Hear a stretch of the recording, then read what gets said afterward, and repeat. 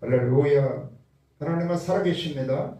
이곳에 계셔서 여러분을 만나시기를 원하시고 은혜 베풀기를 원하시는 걸 믿으시기 바랍니다. 하나님의 허락하신 말씀 사도행전 3장 1절에서 10절까지 말씀을 중심으로 지자의 삶, 사도의 삶, 이런 제목으로 하는 말씀을 선포하겠습니다. 어떤 삶이요? 지자의 삶이 있고 사도의 삶이 있다는 거예요. 여러분, 모든 사람은 다 복된 삶을 살기를 원하는데 실제 어떻게 해야 복된 삶을 사는가를 잘 모를 때가 있어요. 때로는 교회를 다니는데도, 때로는 열심히 예수를 믿는데도 불구하고 실제 그걸 체감하지 못하는 경우가 많은 것입니다. 왜? 실제 그런 삶을 누리지 못하기 때문에. 그래서 무조건 열심히 예수님을 믿으면 복된 삶을 사나? 아니, 그 앞에 우리가 세상 가운데서 무조건 열심히 살면 복된 삶을 사나? 그렇지 못하다는 거예요. 그런데 세상에서는 그렇다 할지라도 교회 다니면서 열심히 예수님을 믿었는데 열심히 믿었다고 해서 꼭 복된 삶을 사는 것은 아니라는 거예요. 뭘 통해서 알 수 있느냐? 대개 예수님의 그 지휘자들의 삶과 사도들의 삶에서 우리가 알 수가 있다는 거예요. 그래서 이 지휘자들은 왜 열심히 예수님을 따랐지만 실제적인 복된 삶을 살지 못했는가? 사도들은 어떻게 해서 그러한 복된 삶을 살 수 있었는가 하는 것을 우리가 살펴보므로 우리가 무조건 열심히 살아가는 것이 아니라, 무조건 열심히 믿는 것이 아니라 실질적으로 우리가 삶 가운데 하나님을 우리가 체험하고 증거하는 삶이 되시기를 주의 이름으로 축원합니다. 어떤 삶? 복된 삶을, 진정한 복된 삶이 무엇인가 하는 것을 체험하고 증거하는 삶이 되어야 되는 걸 믿으시기 바랍니다. 그러면 제자 삶은 어땠다고요? 여기 나오는 것이 보면 베드로와 요한이 있는데, 베드로의 삶을 중심으로 그 제자들과 같이 이렇게 살펴보면 진짜 베드로는 열심히 세상 가운데 살았던 사람이에요. 열일했던 사람. 밤이 맞도록 수고를 하고 잡은 것이 없는데도 불구하고 또 새벽에 그물을 깃고 있었으니까 얼마나 열심히 사는 사람이에요. 그런데도 불구하고 잡은 것이 없어. 밤새도록 고기를 잡아도 열심히 그물을 깃고 성실하게 근면 성실 노력을 하면서 살아도 진짜 먹고 살 게 없는 거죠. 또 부모의 아픔 가운데 있을 때, 질병 가운데 있을 때 병원 한번 모시고 갈 수 없는 그런 환경인 거예요. 결국 현실적으로는 실패한 삶이죠. 그러한 실패한 삶 가운데 예수님이 찾아오셔서 예수님을 만나면서 예수님의 말씀을 듣고 예수님의 말씀에 순종했을 때 기적을 체험하죠. 자기 그물이 찢어지고 찢어질 정도로 많이 잡고 자기 배에 가득 채우고 친구의 배까지 가득 채우는 역사가 임하여서 이제 예수님을 절대적으로 의뢰하기 시작하죠. 그럴 때 예수님이 나를 따라오면 내가 너를 사람 낚는 어부가 되게 하리라.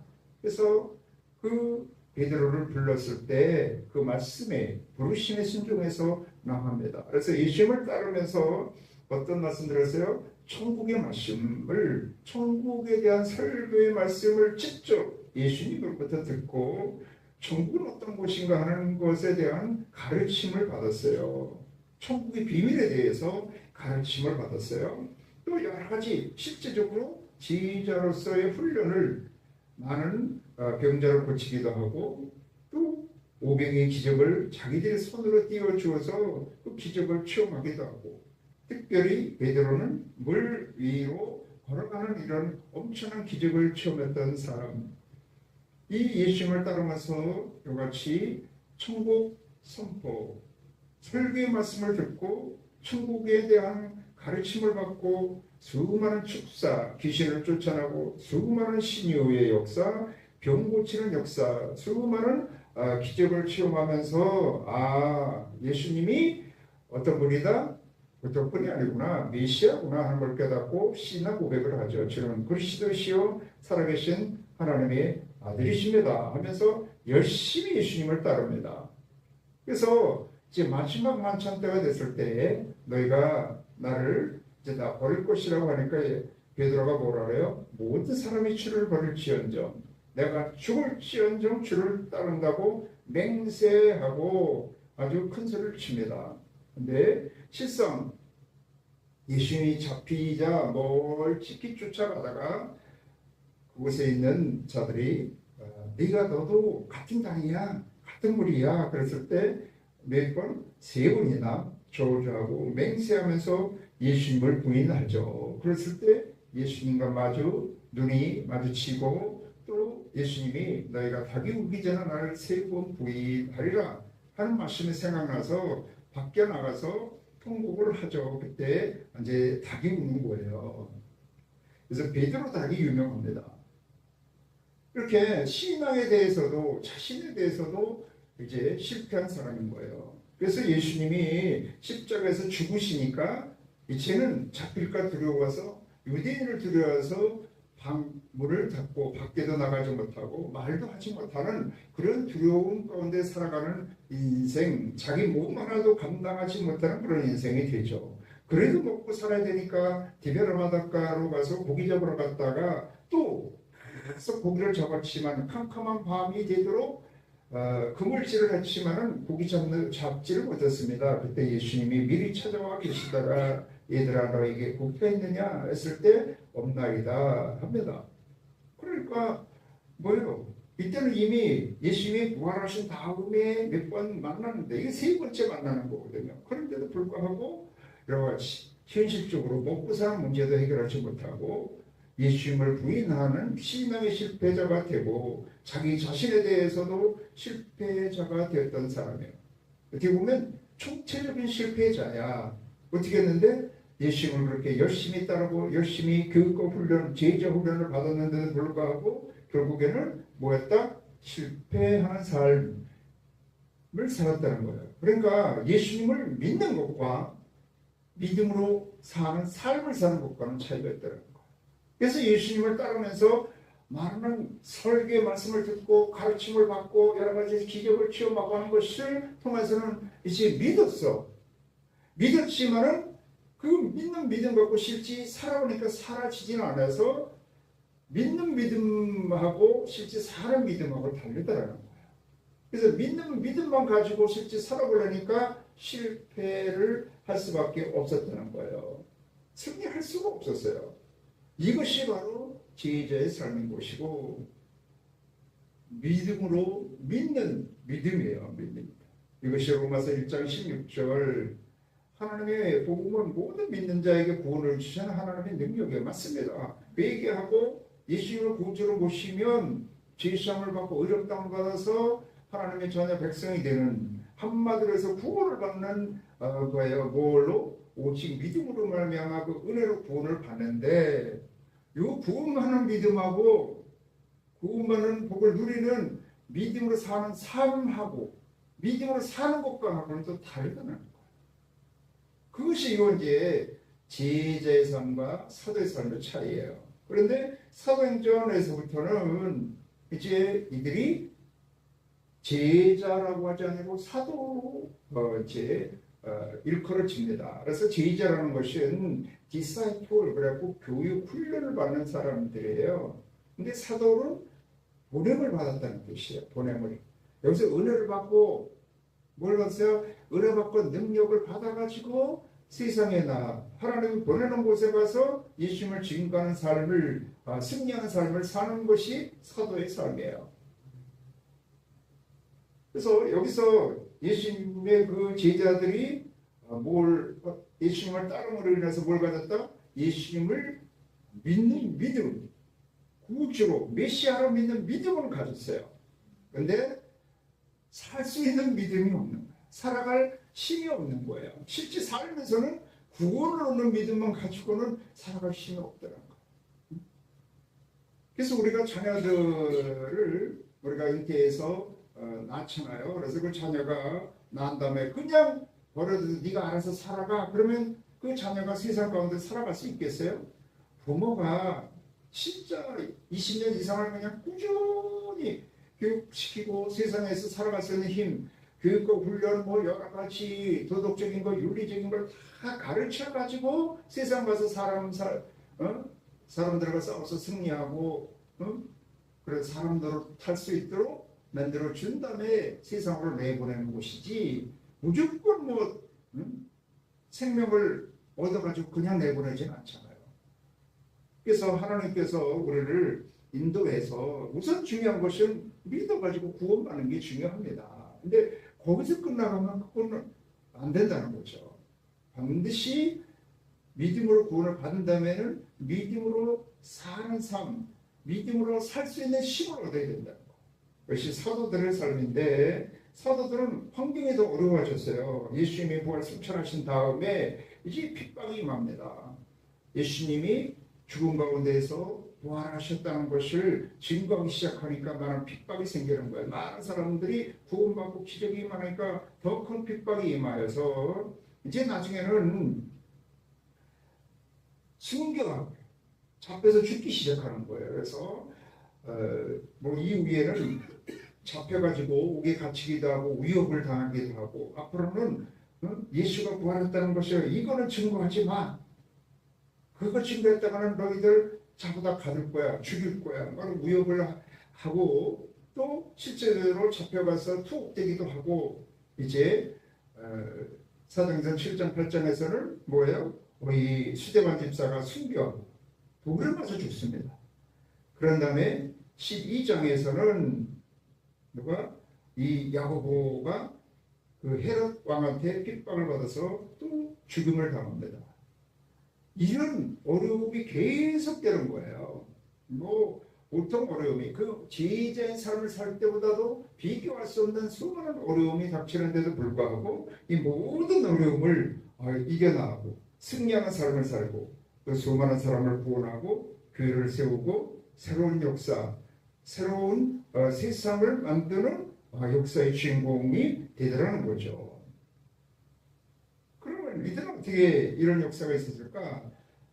여기서는 이 사도들은 어떻게 했다고요? 예수를 믿을 뿐만 아니라 또 믿음으로 사는 그런 믿음을 가졌다는 거예요. 여기서 로마서 1장 17절이에요. 로마서 1장 16절은 예수 하나님의 복음, 예수를 믿음으로 말미암아 구원을 주시는 하나님의 능력을 받은 거예요. 구원을 받았어.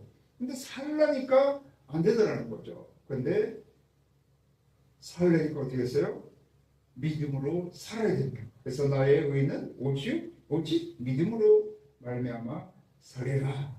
그래서 믿음으로 사는 거에 대해서 로마서 5장에서부터 쭉 얘기를 하는 거예요. 그런데 5장에서 7장까지는 아무리 내 힘으로 믿음으로 살 수 없다는 것을 깨닫게 하고, 이제 8장에서부터 결국 승리하는 믿음 생활을 하려면 구원의 은혜를 체험하면서 증거하는 삶을 살려면 어떻게 된다는 거예요? 내 힘으로가 아니라 오직 생명의 성령의 법으로만 살아야지 승리할 수 있다는 거예요. 그래서 여기 제자들과 사도들과의 그 차이가 뭐냐 하면, 사도행전 시작하면서부터 뭐를 시작합니까? 여기 3장에도 보면 너무나 유명한 나면서부터 안진뱅이 된 자를 베드로와 요한이 일으키는 기적적인 사건으로 인해서 그 주변에 소문이 쫙 퍼져갖고 기적을 행하여갖고 나면서부터 안진뱅이 되어갖고 매일 구걸하던 사람이 걷고 뛰며 하나님을 찬양하니까 모든 사람이 놀라니까 베드로가 설교를 했을 때 이제 5,000명이라는 사람이 회심을 합니다. 그러니까 5,000명 이상 이렇게 모여들 정도로 5,000명 이상에게 이 소문이 퍼질 수 있도록 엄청난 역사가 임하는데, 이 모든 승리하는 믿음, 승리하는 삶을 사는 비결의 시작이 뭐라고요? 여기 3장 1절에 제9시 기도 시간에 기도했다는 또 1장 14절에도 뭐라고 했어요? 여기 보면 여자들과 예수의 어머니 마리아와 예수의 아들과 더불어 뭐하기를 마음을 같이 오롯이 기도에 힘쓰더라. 사도행전 1장 여기 14절은 예수님이 부활하신 다음에 40일 동안 그 제자들을 찾아다니면서 하나님의 나라의 일을 말씀하시고 그들에게 부활 신앙을 심어주시고 모든 그 영적으로나 정서적으로나 마음의 모든 것을 회복시켜 준 다음에 부활 승천하신 다음에 시작이 뭐로 시작했다? 모여서 전혀 오롯이 기도하는 걸 시작했다는 거예요. 그래서 다른 길이 없습니다. 아무리 믿음으로 구원을 받았다 할지라도 그 은혜로 말미암아 받은 그 구원의 축복을 누리려면 믿음으로 살아야 되는데 믿음으로 사는 것도 내 힘으로는 안 된다는 거죠. 오직 성령의 충만한 능력을 덧입어야지만 승리하는 신앙 생활할 수가 있는 걸 믿으시기 바랍니다. 그래서 예수님의 마지막 명령이 여기 사도행전 1장 4절 5절에 너는 예루살렘을 떠나지 말고 아버지 약속하신 것을 기다리라. 너희가 몇 날에 못되어 성령으로 침례를 받으리라 하세요. 성령 침례를 받아야 하나님의 권능, 권세와 능력이 임해서 내 나를 증거하면서 하나님의 은혜를 체험하는 삶을 살 수가 있다 하시고 부활승천하신 거거든요. 그래서 그 이후로부터 뭐 했다? 기도에 힘썼다. 그런데 제자들은 어떻게 했어요? 기도했다는 건 거의 없어요. 예수님은 새벽 미명에 밤이 맞도록 기도하시고 큰 일을 행하거나 큰 일을 행한 후에는 반드시 기도하시고 특별히 겟세마네 동산에서는 예수님이 땀방울이 핏방울이 되도록 기도하셨어요. 그 12 제자들 중에서도 야고보와 베드로와 야고보와 요한 이 세 사람을 특별히 더 가까이 같이 기도하러 가자. 그래가지고 같이 기도하러 겟세마네 동산에 올라가십니다. 그래갖고 돌 던진 만큼 여러분 돌 던져서 몇 미터를 던지겠어요? 아무리 던져도 50m 이상은 못 던지죠. 50m 이하면 10m, 20m 그 정도면 밤에 기도하는데 그 기도수가 흔들리겠어요? 예수님이 이렇게 진짜 한절의 눈물로 통곡하며 하나님 앞에 기도를 하는데 땀방울이 핏방울이 되도록 기도하시는데 제자들은 뭐 했다고요? 계속 졸고 있는 거예요. 그래서 예수님이 3번씩 찾아오셔서 너희가 야 1시 동안도 완하고 1시간 동안도 깨어 기도할 수 없더냐? 그러면서 깨어서 기도하라고 하십니다. 근데 그들이 계속 좋으니까 그래 마음은 오래지만 육신이 약하구나. 야 이제 가자. 그러면서 예수님 십자가를 가시죠. 그래서 이 제자들이 열심히 예수님을 따랐지만은 기도를 하지 않았다는 거예요. 그런데 사도들은 똑같은 사람들인데 이같이 큰 완전한 실패, 영적으로도 또 현실적으로도 자기 개인적으로도 모든 것이 실패를 했을 때 그래 아무리 예수를 믿어도 예수님이 부활하셨어도 내가 기도하지 않냐고 성령 충만한 능력을 덧입지 않냐고는 내 힘으로는 승리할 수 없구나 하는 것을 깨닫고 이렇게 기도를 시작한 것입니다. 어떤 절망 어떤 기쁨이 있어도 하루를 시작해도 무엇을 해도 뭐로 시작한다? 기도를 시작한다. 하나님께 나가는 것으로 시작하는 것입니다. 하나님께 먼저 묻고 하나님으로부터 응답을 받고 시작하는 것입니다. 그래서 여기 3장에 아까 여기 있지만 제9시 기도 시간에 그렇게 했거든요. 이거는 하루에 3번 기도했다는 거예요. 3번. 그래서 원래 이스라엘 백성들은 조속으로 예배를 드립니다. 번제를 드리고 번제. 상번제라서 일상상자. 매일매일 일상적으로 번제를 언제 드린다? 아침과 저녁에 드리는 거예요. 이거는 안식일이든 월상이든 뭐 절기든 그런 거하고 상관없어요. 그런 거 외에 항시 기본으로 드리는 게 아침 저녁 예배였어요. 그러면서 중간에 한 번 더 기도를 해가지고 이게 하루에 3번을 기도하는 거예요. 그래서 시간을 정하여서 하나님께 나가서 기도를 시작하는 하루.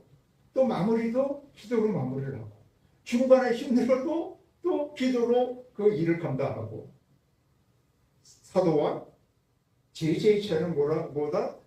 기도를 한다 안 한다.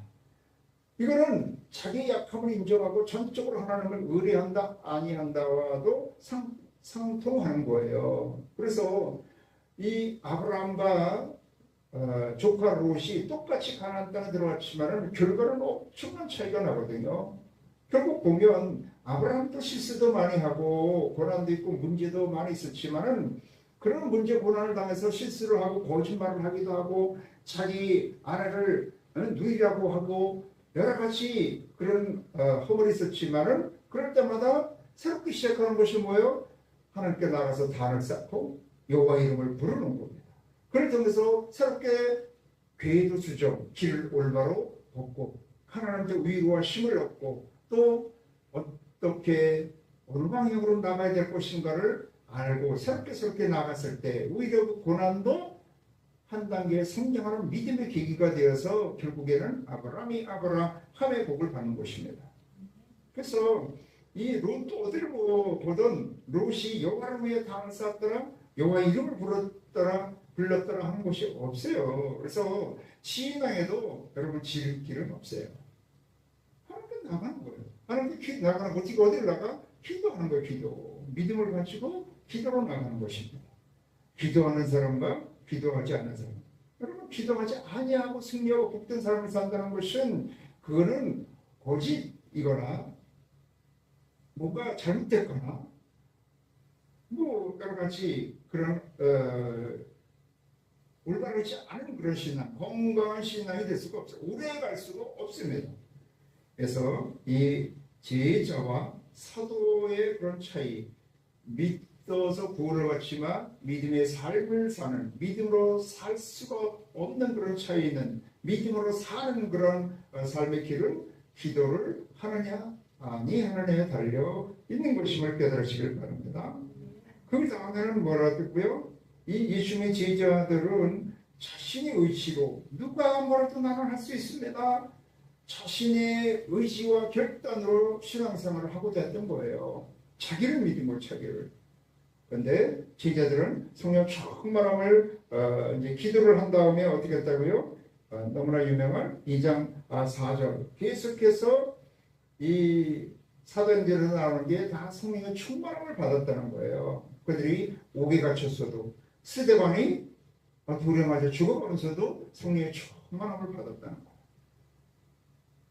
안수 집사를 세우는 곳에도 성령 충만한 자를 이렇게 뽑아서 일꾼을 세우는 겁니다. 그런데 이 성령 충만함을 받아서 성령의 모함을 따라 말하게 하심을 따라 말하기 시작하느니라. 그래서 그 사람의 속에 무엇이 있느냐에 따라서 결국 그 속에 있는 것대로 생각하고 꿈꾸고 마음먹고 말하게 되어 있습니다. 겉으로는 잘 안 드러내지만 결국에는 그것이 결정적으로 그 속에 무엇을 품고 있느냐에 따라서 달려있는 거예요. 그래서 우리는 끊임없이 그 마음의 심령의 기도에서 성령 충만함, 성령으로 채워야지만 그 성령의 힘으로 내 모든 생각과 입술과 마음과 모든 행동 고치를, 육신을 타고 오는 죄를 다스리고 믿음으로 나아갈 수가 있게 되는 걸 믿으시기 바랍니다. 성령 충만함을 받았을 때 내 자신과의 싸움에서 이겼을 뿐만 아니라 세상과의 싸움에서도 이기고 원수마귀의 싸움에서도 이기고 모든 싸움에 승리해서 문제와 고난이 닥쳐도 그것을 능히 이기고 오히려 더 잘 되는 역사가 임할 수가 있게 되는 것입니다. 그래서 이 제자들과 사도들과의 차이는 성령에 충만하느냐 그렇지 못하느냐, 누구 능력으로 살아가느냐, 하나님의 능력으로 살아가느냐 사람의 능력으로 살아가느냐의 차이인 것입니다. 그래서 우리가 사도의 삶, 예수의 증인의 삶, 진짜 하나님의 은혜와 축복을 받았으면 그 축복을 우리가 누리고 지금과는 삶을 살려면 어떻게 된다? 내 힘으로 신앙생활을 하는 것이 아니라 믿음으로 산다는 것은 성령 충만한 능력, 성령의 은사를 받아서 살아가는 것임을 믿으시기를 바랍니다. 그런 다음에 여기 이제 3장을 다시 이렇게 보면 되겠어요. 제90 기도 시간에 베드로와 요한이 성전에 올라갈 때 나면서 못 걷게 된 이를 사람들이 메고오니 이는 성전에 들어가는 사람에게 구걸하기 위하여 날마다 미매라는 성전문에 두는 자라. 그가 베드로와 요한이 성전에 들어가려 함을 보고 구걸하거늘 베드로가 요한과 더불어 주목하여 이르되 우리를 보라 하니, 여기 보면 계속해서 베드로와 요한이 같이 올라갔다.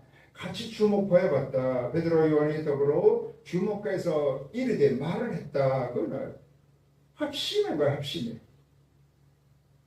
제자의 삶을 살 때는 같이 12명의 제자가 예수님과 합숙 훈련을 하는데도 불구하고 다 경쟁 상대야. 시기 질투하는 거야. 누가 머리가 되보자, 누가 크게 되보자 하는 그 경쟁을 하는 것입니다. 끊임없이 마지막까지. 요한복음 21장에 보면 베드로가 그 예수님이 내가 나를 이 사람들보다 사랑하느냐, 그래서 3번 물으신 다음에 너는 나를 따라오느라 하면서 따라가면서도 요한을 가르쳐 쟤는 어떻게 됩니까? 할 때 야, 너 그걸 상관 말고 넌 나나 따라와, 그렇게 얘기를 하거든요. 그러니까 끝까지 비교를 하고 서로 경쟁하고 높아지고자 한다는 거죠. 그런데 사도행전에서부터 보면 기도도 더불어 마음을 같이하여 전혀 기도에 힘쓰니라. 겉으로 보기 더불었다는 것은 그 당시는 남녀가 같이 이렇게 기도하는 것도 어렵고요. 여러 가지 그런 계급적인 사회가 되기 때문에 겉으로 더불어서 같이 이렇게 기도한다는 게 쉽지 않습니다. 그런데 사도행전에서부터는 그런 겉으로 보기에도 더불어서 하나가 되었고 마음도 같이 해서 또 그 열심으로 그런 태도도 하나님 앞에 열심으로 기도를 했다는 거예요. 합심하는 거예요. 합심. 하나 되는 거예요. 하나 돼. 근데 여기서도 보면 베드로와 요한이 가장 경쟁 상대였었는데 불구하고 여기서 계속해서 더불어 나갔다는 거예요. 여러분, 우리가 산수적으로 생각하면 한 사람을 쳐놓고 두 사람이 쫓으면 2천을 쫓아야 되는데 성경에서는 한 사람을 1,000을 쫓고 두 사람이 2천을 쫓는 것이 아니라 만을 쫓는다고 얘기를 하는 것입니다. 세상에서도 그런 시너지 효과라고도 얘기를 하는데 예수님이 직접 뭐라고 말씀하셨어요? 그 마태복음 18장 19절에 보면 너무나 유명한 말씀이잖아요. 응? 같이 읽겠습니다. 진실로 다시 너에게 이르노니 너희 중에 두 사람이 땅에서 합심하여 무엇이든지 구하면 하늘에 계신 내 아버지께서 그대로 이루게 하시리라. 두 사람이 내 이름으로 모인 곳에는 나도 그들 중에 있느니라. 혼자 기도하는 것보다 두 사람이 합심하여서 하나님 앞에 기도하면 그들을 위해서 하나님이 응답해 주시겠다는 거예요. 그래서 하나님은 모든 한 사람 한 사람을 다 구원하길 원하지만 궁극적으로는 그 한 사람만 구원하는 것이 아니라 모든 사람이 구원을 받아서 더불어 하나님을 섬김으로 하나님의 나라, 천국을 이루는 것, 그것이 하나님의 뜻인 것입니다. 그래서 우리는 합심, 하나가 되었을 때 더불어 우리가 기도를 했을 때 더불어 믿음을 가지고 나갔을 때 하나님이 더 기뻐하시는 걸 믿으시기 바랍니다. 그래서 제자의 삶이라는 것은 이렇게 각자 도생하는 거예요. 각자 자기 잘 살라고 그러는 거예요. 그런데 사도적인 삶은 더불어 같이 가는 겁니다. 더불어. 그냥 자기 잘 되려고 앞에 사람이 그냥 발목 잡고 그런 노래도 있더라고요. 뭐 태클을 걸지 말라고 그냥 발목 잡고 죽이고 그냥 몇십 년 전 막 한마디 갖다가 끌어서 서로 끌어 뭐 아기 다툼이지. 아기 다툼. 막 그러잖아요. 근데 예수님은 베드로가 저주하고 맹세하면서 부인을 하는데도 불구하고 찾아오셔서 그거에 대한 말씀을 하지 않으셨어요. 전혀.